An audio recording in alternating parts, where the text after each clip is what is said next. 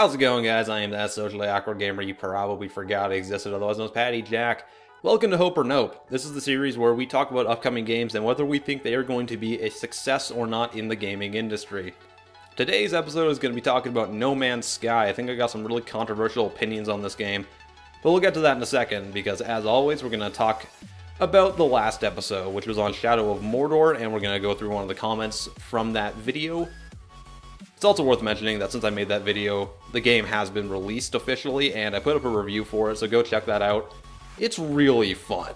I mean, that game surprised me in how actually fun it is. I wouldn't say it's a masterpiece, but it's great. Okay, so let's look at one of the comments from the last video. Disciple of Garma says, Hope, and for basically the same reason you put on Hope. I don't see this game being a game changer. The Nemesis system is interesting, but that alone will hardly change the industry, especially when you consider that the game, despite being very good, is still going to be doing basically one or two things. It looks like it does those one or two things very well, and it looks like it'll be a fun game, but it's not going to be the next big thing. I'm going to buy it because I like fun, and it looks fun if nothing else. I mean, that's a fantastic opinion to have.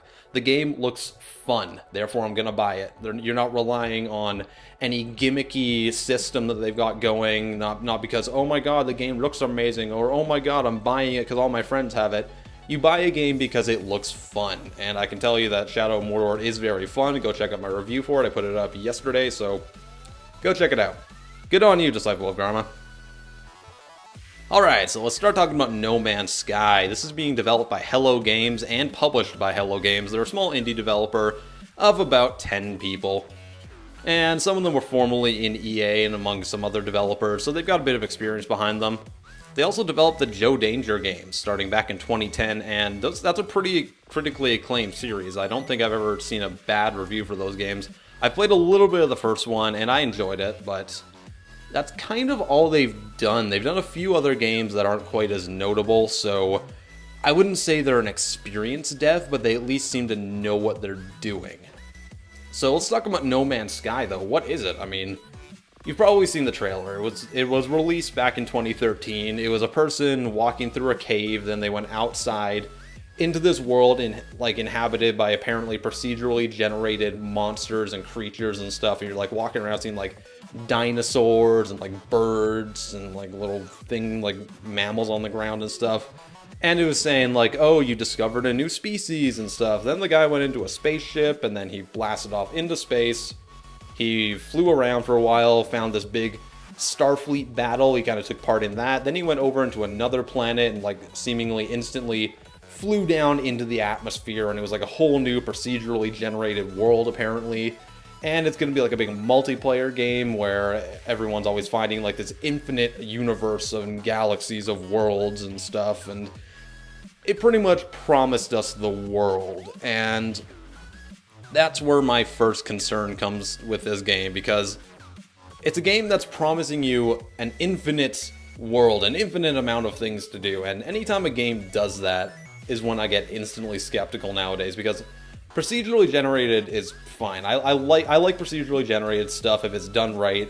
You can always find something new and interesting, but it's never going to be this infinite amount of stuff to do and new things to find, because eventually the game has to start repeating itself. There's really no way to make a game completely infinitely created with new things all the time. You look at a game like Starbound, which is very procedurally generated. I think it's going to be very similar to Starbound, where it gives you a bunch of like creature and like planet templates, and then it kind of like puts random ones together. So you kind of find like different creatures that look slightly different, but they do the same thing as other flying creatures on another world, or you run into like one of 10 races or something like that. So I think No Man's Sky is going to be interesting. I don't think it's going to be this amazingly like new stuff all the time. Oh my god, this game never ends, because I don't think that's actually possible. And I think that developers really need to stop doing that, because they're like throwing this big hype train into it, and then it's not going to work out for you. Especially when you're looking at a small indie developer of 10 people. Like, yeah, they've probably got money from Joe Danger and they're being backed by Sony, but at the end of the day, when you've only done Joe Danger, that game was nothing like what No Man's Sky is trying to be. It's trying to be like a space exploration, land exploration game. where you're just like running around finding new stuff all the time, but I don't see how 10 people can pull that off to the degree that they're saying they're gonna pull it off. And I think this game is very much going to be a victim of the Dead Island syndrome. So Dead Island syndrome is a phrase I like to use when the trailer for a game completely outshines what the game actually is. So when you look back and you think, oh, Dead Island had this amazing, like, in-reverse trailer of this little girl and their family, this girl's turning into a zombie and they fly out the window. Then the game comes out and it's nothing like that at all, and it's kind of a mediocre title. I don't think that a lot of the stuff they showed in the trailer is going to be in the actual game, because obviously they showed early alpha footage, but we've also been seeing this really bad trend lately of things in trailers just not being in the game, or you see graphics touched up on way too much, and I don't believe what they're telling me. I don't believe what they're selling us. I think it is very much a hype train type thing. Whether they did that on their own, like the developer chose to do it, or like Sony told them to, for whatever reason. The game's only coming out on PS4 and Windows right now. It's only announced for those two platforms, by the way, so maybe the Xbox can actually handle the game. That would be kind of interesting. So, do I think No Man's Sky is going to be a good game?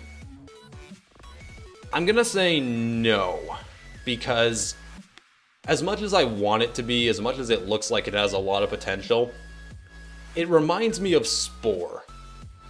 So if any of you have played Spore, you probably remember the game being announced and having that amazing trailer like, oh my god, you take your species through the evolutionary process until you're a spacefaring civilization, and all this stuff, and it promised you the world. It was developed by Maxis, so you know, The Sims, oh, the Maxis is a great developer, at that point they were at least.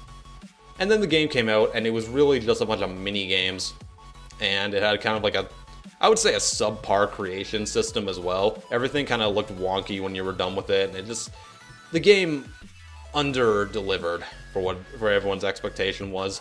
And No Man's Sky, at least the trailers, that's what it's reminding me of. It reminds me of Spore.